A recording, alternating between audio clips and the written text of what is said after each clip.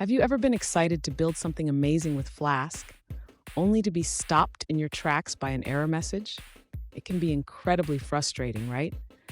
If you've encountered the jinja2.exceptions.TemplateNotFound bootstrap base.html error, you're in the right place. Today, we're going to unravel this issue together. I completely understand how annoying it is when you're trying to get your Flask application up and running and you hit a wall with a template not found error. You're definitely not alone in this struggle. Many developers face this issue, especially when working with Bootstrap.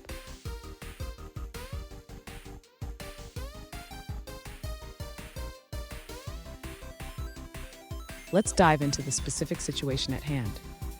One user recently reached out saying, "I'm inheriting bootstrap base.html in my Flask application after installing the Bootstrap Flask extension, but I keep getting this error, jinja2.exceptions.TemplateNotFound bootstrap/base.html.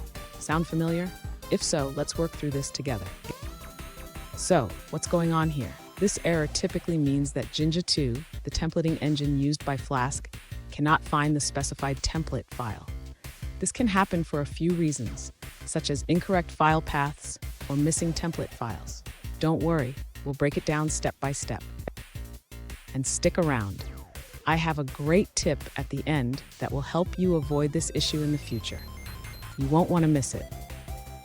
To resolve the error, the user should first ensure that the Bootstrap Flask extension is correctly installed in their Flask application.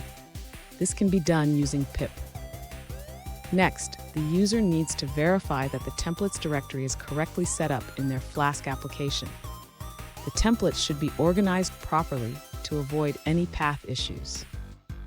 After confirming the directory structure, the user should check their Flask application code to ensure that the template inheritance is correctly set up. This means using the correct path to the base template.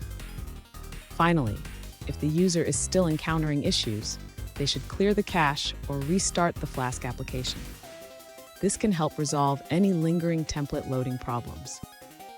Fun fact, did you know that the name Bootstrap comes from the idea of pulling yourself up by your bootstraps? It's all about making development easier and faster.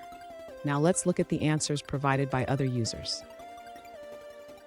An alternative solution suggests checking your Flask application settings.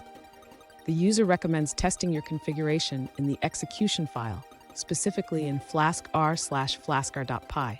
They highlight the importance of initializing Flask Bootstrap correctly. That's all on that answer.